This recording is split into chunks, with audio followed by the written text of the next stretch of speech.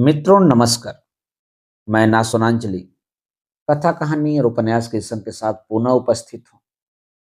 मित्रों, इस समय मैं वाचन कर रहा हूँ उपन्यास कितने पाकिस्तान का। कितने पाकिस्तान, जिसे लिखा है कमलेश्वर ने।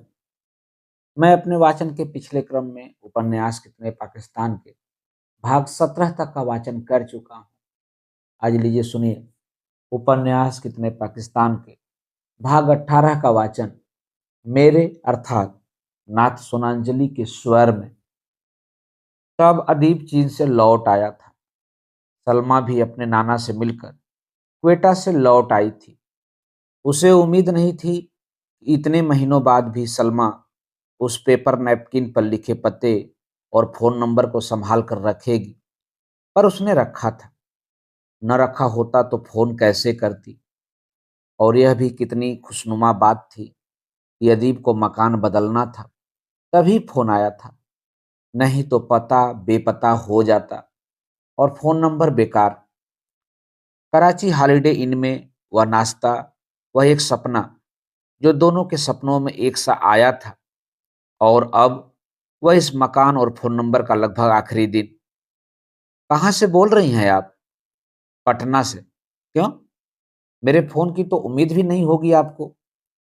एक हल्की सी उम्मीद तो हर दिन थी, पर वह उम्मीद ही क्या जो पूरी हो जाए।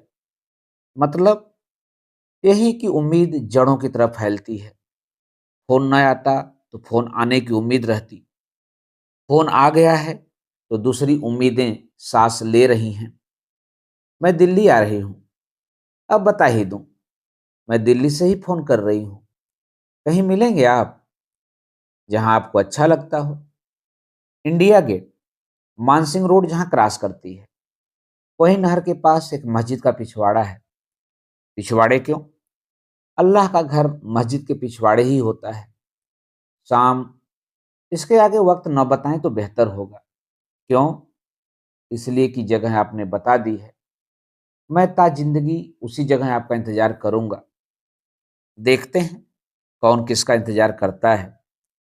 और जब अदीब करीब 6 बजे मस्जिद के पिछवाड़े पहुंचा तो देखा सलमा घास के हरे कालीन पर बैठी थी, दूब के तिनके तोड़ते हुए। उसने गाड़ी पार्क की तो देखकर पहचानते ही वह उठकर खड़ी हो गई। उसकी पलकें रुकी हुई लहर की तरह थमी थी।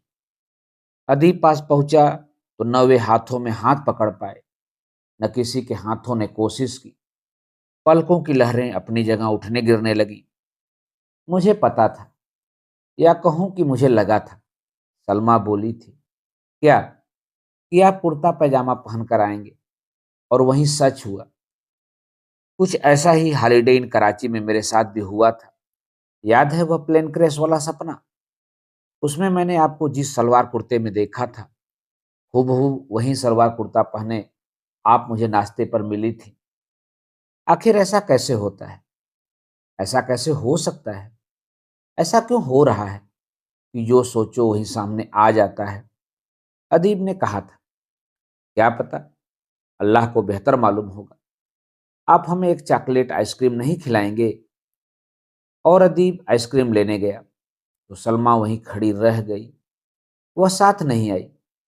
आइसक्रीम लेकर दोनों फिर घास पर बैठ गए थे। अंधेरा उतर आया था। आइसक्रीम वाले ठेलों के पास रौनक बढ़ गई थी। और तब उसने सलमा से एक बहुत गहरा सवाल किया। सलमा, यह अजीब नहीं है कि मुल्क का पार्टीशन हुआ, पाकिस्तान बना, तो तुम्हारे घर वाले पाकिस्तान छोड़कर हिंदुस्तान भागे। सॉरी, आपके घर वाले। नहीं, यह तुम्हारे और तुम ही ठीक है, सलमा ने टोका। यानी अजीब खानदान है तुम्हारा। नाना पाकिस्तान में यादों को लेकर हिंदुस्तान में, और जब पाकिस्तान बना तो मुसलमान उधर भागे। पर तुम्हारे वालिद पाकिस्तान छोड़कर हिंदुस्तान भागे। यह अजीब नहीं है तो क्या है? उसने पूछा। इसमें अजीब क्या है? यह तो मेरे अब्बू ने बताया है कि इस्लाम की नज़र से पाकिस्तान का बनना ही गुनाह है, क्योंकि इस्लाम नफरत नहीं सिखाता। पर पाकिस्तान की बुनियाद नफरत पर रखी गई है। इस्लाम जैसा मजहब किसी मुल्क की सरहदों में कैद कैसे किया जा सकता है? कोई मजहब कैद नहीं किया जा सकता। इस्लाम तो खास तौर से नहीं। सलमा भी बोल ही रही थी कि सर के ऊपर खड़े एक साहब ने तेजी से टोका, "ए लड़की, क्या बक रही है तू? पाकिस्तान इसलिए बना कि आज़ादी से पहले हिंदू मुसलमानों के दिलों में एक दूसरे के लिए शक और नफरत थी। मुसलमान के हकों की गारंटी नहीं थी, समझी? इसीलिए पाकिस्तान बना।" वे साहब चीख उठे थे। "आप कौन हैं?" अदीब ने पूछा। "मैं इंडियन यूनियन मुस्लिम लीग का प्रेसिडेंट गुलाम महमूद बनात वाला हूँ।" "ओ बनात वाला, तब तुम पाकिस्तान क्यों नहीं चले जाते?" "तुम कौन?" "मैं मैं चंद्रकांत भारद्वाज, आरएसएस अलीगढ़ का चीफ। तुम तासुबी मुसलमानों की देशद्रोह की परंपरा पुरानी है। तुम कभी राष्ट्रवादी हो ही नहीं सकते। हाँ, नहीं हो सकते। इस्लाम राष्ट्रों की मुल्कों की सरहदें मंजूर नहीं करता। हम राष्ट्रीयता को नहीं मानते। हम तो दारुल इस्लाम में यकीन करते हैं, दारुल हरम में नहीं।" एक और आवाज आई। "तुम कौन?" "मैं मौदूदी हूँ, मौलाना एस एस मौदूदी।" "ए मौदूदी, तुम्हारी मानसिकता मैं समझता हूँ। तुम तो हिंदुस्तान को दारुल इस्लाम बनाना चाहते हो, पर समझ लो कि दुनिया के नक्शे पर सिर्फ अखंड हिंदुस्तान रहेगा। तुम जैसे देशद्रोहियों के कारण हिंदुस्तान में भी पाकिस्तानी सिक्का चले, यह हम नहीं होने देंगे, नहीं होने देंगे, समझे?" एक और आवाज दहाड़ी थी। सलमा सहमी हुई थी, तो अदीब ने पूछा, "आप कौन?" "मैं विनायक दामोदर सावरकर।" "पर आप तो राष्ट्रवादी थे, हिंदूवादी नहीं।" "वह पाकिस्तान का इकबाल भी तो राष्ट्रवादी था, जिसने लिखा था, 'सारे जहां से अच्छा हिंदोस्तां हमारा'।" पर देखते देखते वह इंसान शैतान में बदल गया, और तब उसने अपने तराने को बदला, "चीनो अरब हमारा, हिंदोस्तां हमारा, मुस्लिम हैं हम, वतन है सारा जहां हमारा।" तब मैं क्यों नहीं बदल सकता? इस पवित्र हिंदू देश में अब शास्त्र सम्मत विधान ही चलेगा। अभी सावरकर बोल ही रहे थे कि मुर्शिदाबाद का नवाब दीवान चीखने लगा, "हिंदुस्तान एक मुस्लिम मुल्क है, यहाँ शरीयत के कानून ही चलेंगे, शास्त्रों के नहीं। चुप रहो। ऐ मुर्शिदाबाद के नवाब दीवान, तुम्हारे पूर्वज भी हिंदू थे। अल्लामा इकबाल, जिन्ना, शेख मोहम्मद अब्दुल्ला तक के पूर्वज हिंदू थे। कौन अपने हिंदू रक्त से इनकार करेगा? लेकिन तुम लोगों ने रक्त संबंधों को स्वीकार नहीं किया। तुमने नस्ल को भी मंजूर नहीं किया।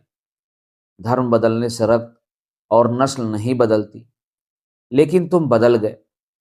अंग्रेजों से मार खाने के बाद भी तुम्हारा यह दर्प नहीं गया कि तुम शासक और विजेता वर्ग के लोग हो, पर तुम तो विशुद्ध हिंदुस्तानी थे। सिर्फ तुम्हारा धर्म वह था जो मध्य युग के शासकों का था। तुम्हारी पूजा पद्धति बदली थी, इतिहास और संस्कृति नहीं, समझे?"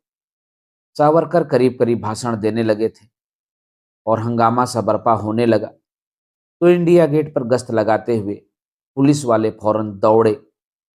पुलिस को देखते ही बनात वाला, मौलाना मौदूदी और नवाब दीवान साहब मानसिंह रोड वाली मस्जिद में छुप गए, और सावरकर भागकर बंबई के दादर वाली अपनी मूर्ति में समाहित हो गए। अदीब और सलमा सकते में थे। वे समझ ही नहीं पा रहे थे कि यह क्या हुआ था, और उनके बीच यह सारे लोग कहाँ से और क्यों आ गए थे।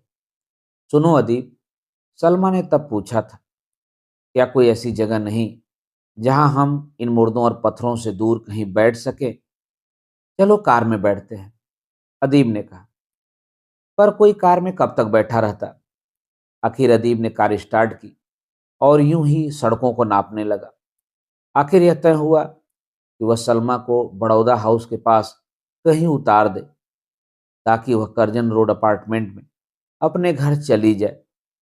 रात के करीब 9:30 बज रहे थे, और सलमा को घर भी लौटना था, और अभी अदीब ने कार को करजन रोड की तरफ मोड़ा ही था कि सलमा ने घबराते हुए उसकी जांघ पर हल्के से हाथ रख कर कहा, "प्लीज गाड़ी यहीं बाईं तरफ रोक लीजिए, या किसी और सड़क पर निकल चलिए।"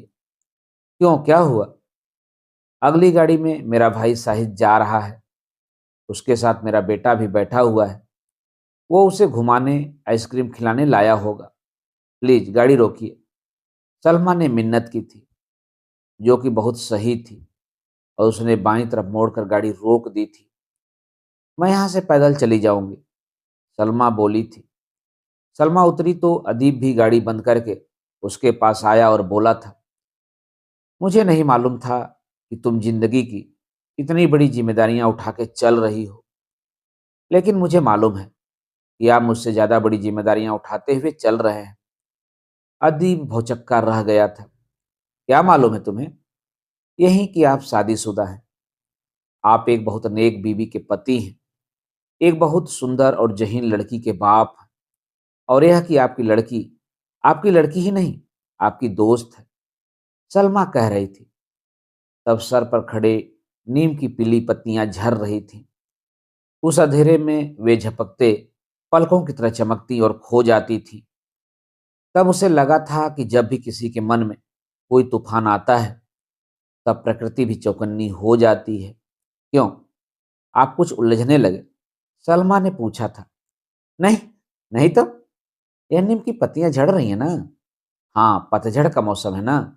नहीं, यह अंधेरे का मौसम है। लगता है अंधेरा पत्ती पत्ती झड़ रहा है। तो एक बात क्यों न करें? क्या? कि हम न कुछ पूछे न जाने, अपने रवायती जिंदगी के जवाब एक दूसरे से न मांगे, दिमाग को बरतरफ कर दे और उसे जी ले जो मन चाहता है। उन मोतियों को बटोर ले, गोताखोर की तरह, जो समुंदर की सतह में जब उतरता है तो किसी बात का जवाब नहीं देता। नहीं, सलमा ने यह कहा तो कुछ ज्यादा ही पत्तियां झड़ने लगी थी। तभी कई आवाजें आने लगी। दक्षिणी ध्रुव के पास से बर्नार्ड पियरे बुलाने लगा, अदीब आओ न। वर्जित प्यार ही असली प्यार होता है। जिस प्यार में वर्जना नहीं, वह वेश्यावृत्ति है। पर यह वृत्ति समाज द्वारा स्वीकृत है। तुम समाज को बहिष्कृत करो। मैंने अभी भी सुना, तुम्हारी प्रेमिका ने चाहा है कि उसे जी लो जो मन चाहता है। सुनो, दिमाग से जियोगे तो नहीं जी पाओगे, और यह दुनिया भी तुम्हें जीने नहीं देगी। अपनी वर्जना से ऊपर उठकर आसक्ति को ग्रहण करो। आसक्ति में ही आनंद है। आसक्ति ही अंतिम है। वह चाहे किसी शाश्वत मार्ग से प्राप्त होती हो या नश्वर उपादान से। तो क्या पाल और वर्जनी जैसे शाश्वत प्रेम कथा के उपादान नश्वर थे? अदीब ने पूछा। तो और क्या? पियरे बोला। अगर मिसेस पोर्वी न होती तो मैं उसके पति की बात कभी मंजूर नहीं करता। वही तो कहानी है। मैं तो मॉरिशस में मिसेस पोइर्व के लिए रुका था, और तब वही किन्नरी मेरे उपन्यास की नायिका वर्जनी बनी थी, और मैं खुद बना था पॉल, और उसके पति को मैंने बनाया था खुसट बूढ़ा। ए अदीब, तुम किस असमंजस में फंसे हो? अपनी प्रेमिका को लेकर मॉरिशस चले जाओ। वर्जना रहित आसक्ति का वर्ण करो, इसे जियो। क्योंकि मनुष्य के सबसे कोमल प्रतिबद्ध क्षण आसक्ति में ही निहित होते हैं, और प्रकृति इन्हें पवित्र बनाती है। सलमा सब सुन रही थी।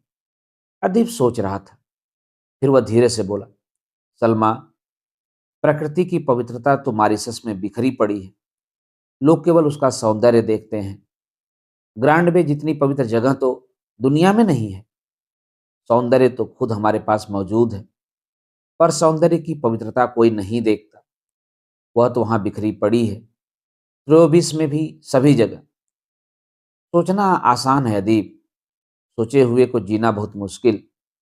हमारे और तुम्हारे हालात क्या हमें इस बात का मौका देंगे कि हम उसे जी सकें जिसे हमारा मन जीना चाहता है? सलमा ने कहा था। नीम के झड़ते पत्तों और उतरते अंधेरे के बीच चलती हुई यह बात न जाने कैसे तब त्रयबुस के चांदी के तट पर पहुंच गई थी। रात चांदनी थी। सागर की लहरें सफेद फूलों की चादर की तरह कांप रही थी। भीगा हुआ तट मध्यम स्वर में कुछ गा रहा था। कोरल की रेत चांदी की तरह बिखरी हुई थी। काही रंग के सेवंती के ठिकने पौधे हथेलियां खोले खड़े थे। पत्तियां पलटती थीं तो उनकी हथेलियां चांदी की तस्तरियों में बदल जाती थी। सेवंती की हथेलियां। लगता है पूरे चाँद की रात है। अदीब ने फैली चांदनी को देखकर कहा था, नहीं, आज चांद थोड़ा सा अधूरा है। कल पूरे चांद की रात होगी। सलमान ने चांद को देखकर कहा तो चांद उतर कर आया और उसके रेशमी बाल थपथपाकर चला गया। रेत पर दोनों बैठे थे। तब सलमान ने कुछ सोचते हुए कहा था, क्या यह ठीक नहीं होगा कि हम दोनों इसी तरह पास रहते हुए दूर रहें? बस एक दूसरे के लिए सोचें और जिएं। क्यों? कुछ ऐसा है जो तुम्हें रोकता है? नहीं, ऐसा तो कुछ नहीं। कोई यादें? यादें? यादें तो बहुत सी हो सकती हैं, पर कोई भी याद मुझे बांधती नहीं। कहीं ऐसा तो नहीं कि हम अपने लिए किन्हीं खूबसूरत यादों का विसर्जन कर रहे हों? शायद यह ठीक हो दीप, पर यादें तो वही हैं जो एक खालिश की तरह जिंदगी का साथ देने के लिए टिकी रह जाती हैं। और शायद इन्हीं अधूरी यादों को हम बार बार पूरा करने की कोशिश करते हैं। सलमा ने कहा और उसकी भीगी पलकें तट की तरह कुछ और भी कहने लगी। सलमा, यादें पवित्र होती हैं, शायद इसीलिए टिकी रह जाती हैं। कोई याद न छोटी होती है न बड़ी, लेकिन हर याद की आहटें अलग होती हैं। क्यों न हम उन गहरी और अलग हो सके तो पूरी यादों में तब्दील होने के लिए सफर पर चल पड़े। अदीब ने कहा और पहली बार उसके बदन की ओस से भीगी सलमा की गर्दन पर अपने ओठ रख दिए थे। सलमा लहर की तरह सिहर उठी थी। उसके ओठ तितली के पंखों की तरह खुले और कांपे थे और पलकें त्रोबिस की सीपियों की तरह मूद गई थी। कुछ बूंदें मोतियों की तरह अदीब की हथेलियों पर भी गिरी थी। वह उन्हें देखता रहा। वे मोती उसकी हथेलियों पर सूख गए थे। उनके दाग फिर नहीं छूटे। आंसुओं के न मिटने वाले दाग उसने पहली बार देखे थे। राह का पता ही नहीं चला, कब आई और कब बीत गई। लहरों के साथ आती हवा की नमी ने बताया था कि रात बीत गई। चांदनी सुबह के सुरमीले अंधेरे में घुलने लगी थी और वे दोनों रेत से उठकर कॉटेज में चले आए थे। बिस्तर उनका इंतजार कर रहा था। वह भी त्रोम्बिस की रेती की तरह साफ था। मेरे स्पर्श से, छूने से कुछ ऐसा तो नहीं जो तुम में जीवित होता हो और मेरा प्रतिकार करता हो? नहीं, ऐसा भी कुछ नहीं। सलमा ने बहुत गहरी नजरों से अदीब को देखकर कहा था। और फिर क्या? यही कि वह कुछ झिझकी कि सच्चाई यही है कि कुदरत ने कुछ कानून बनाए हैं। आदमी औरत के आपसी रिश्तों का यही कानून है कि औरत कुछ देकर पाती है और आदमी कुछ पाकर देता है। सलमा बोली थी, इस कानून से तो बराबरी खत्म होती है। नहीं, बराबरी जिन्स नहीं जिसे तराजू पर रखकर तौल लिया जाए। बराबरी तो तमन्नाओं की होती है, सपनों की होती है। अदीब ने उसे गहराई से देखा। आज रात कौन सा सपना देखा? आज रात? आज रात हुई ही कहाँ। आज तो खुली आंखों वाला सपना देखा। और इत्तेफाक की बात है कि वह सपना भी मैंने और आपने एक सा देखा, हॉलीडे इन वाले सपने की तरह।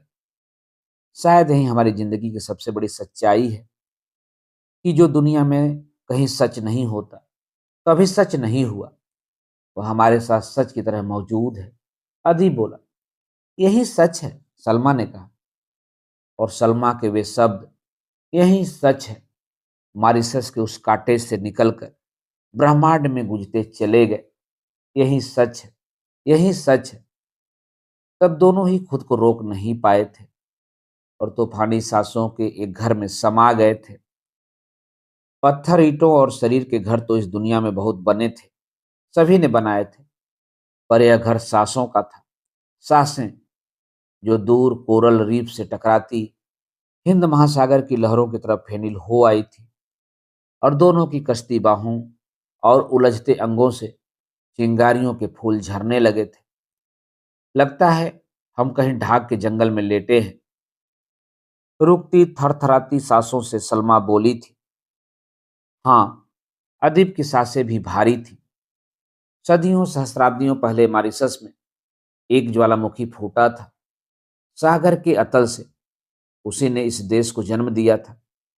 आज हमारे ज्वालामुखी ने हमें जन्म दिया है। कितना खूबसूरत है आग के झरने में नहाया हुआ यह पलाश वन। और तब फिर एक और गहरी पहचान के लिए दोनों एक दूसरे में कुछ खोजने लगे थे। आप क्या और खोजना चाहते हैं? वही जो तुम भी शायद खोजना चाहती हो। मैं किसी भी अंग का स्पर्श नहीं करना चाहता और शायद हर अंग का सघन स्पर्श खोज रहा हूं। अदीब, महसूस करो जब आदिम हवा ने आदिम धरती को पहली बार छुआ होगा। अदीब उसे देखता रह गया। सलमा, हाँ, तुमने कब नहाया? तुमने मेकअप कब किया? मेकअप? आधा दिन चढ़ाया है। हमने आई हुई सुबह कहाँ देखी है जो मेकअप? लेकिन तुम्हारी पलकें जामुनी क्यों हो गई हैं? माथे पर चांदनी का यह कुमकुम तुमने कब लगाया? और और तुम्हारे हर जोड़, बंगलों, जागों और हर रंध्र से कस्तूरी की यह गंध क्यों फूटने लगी है? आह! और आपके बदन से आती भीगी धरती की यह महक मुझे बेहोश क्यों कर रही है? पता नहीं यह सब क्या है। सलमा, शायद हम ही सृष्टि हैं, नश्वर होते हुए भी निरंतर जी सकने की श्रृंखला की एक कड़ी। अदीब उसमें समाहित होते हुए बोला था। अब कुछ बोलो मत अदीब, कुछ सोचो मत, कुछ भी बोलो मत, नहीं तो सांसों का यह महल ढह जाएगा। सोचो मत। मन जो चाहता है वह उसे दे दो, वही होने दो जो होना है, जो होता है, जो हमेशा होगा। कहते कहते सलमा उसके शरीर में सांसों की तरह समा गई थी और उनके शरीर पर हजारों नीले फूल खिल उठे थे। एकाएक तभी दरवाजे पर दस्तक हुई। थकान की मदहोशी में दोनों ने दरवाजे की तरफ देखा और आवाज दी, कम इन। चैम्बर बॉय भीतर आया तो दोनों ने खुद को संभाला। सर, आप लोगों ने न चाय मंगवाई न लंच पर आए। कहिए तो कमरा साफ कर दूं। चैम्बर बॉय बोला। थैंक यू, लेकिन यहाँ गंदा कुछ है ही नहीं, सलमा बोली थी। फर्नीचर साफ करने की जरूरत हो तो कल कर देना। नो प्रॉब्लम मैडम, कहता हुआ चैम्बर बॉय वापस चला गया। और तब सलमा ने अदीब को सहजता से देखते हुए कहा था, सुनिए, अब हम इस बिस्तर पर नहीं लेटेंगे। क्यों? इस बिस्तर पर मोहब्बत सोई है। इस पर लेटने से हमारी मोहब्बत कहीं मैली न हो जाए। चलो अब ब्रश कर लो, नहा लो और चलकर कुछ खा लो। वैसे भी यहाँ मॉरिशस में रात 8 बजे के बाद खाना नहीं मिलता। नहा तो लेंगे, पर ये नीले फूल तो तब भी नहीं कुम्हलाएंगे। इनका क्या करेंगे? सलमा ने पूछा था। हमसे पूछने वाला है कौन? अदीब बोला था और उसने सलमा को एक बार फिर बाहों में भर लिया था। मित्रों, अभी आप सुन रहे थे उपन्यास कितने पाकिस्तान के भाग 18 का वाचन मेरे अर्थात नासुनांचली के स्वर में। मित्रों, उपन्यास कितने पाकिस्तान के आगे के भागों का वाचन आप मेरे वाचन के अगले क्रम में सुन सकते हैं। तो जुड़े रहिए कथा कहानी और उपन्यास के साथ। धन्यवाद। नमस्कार।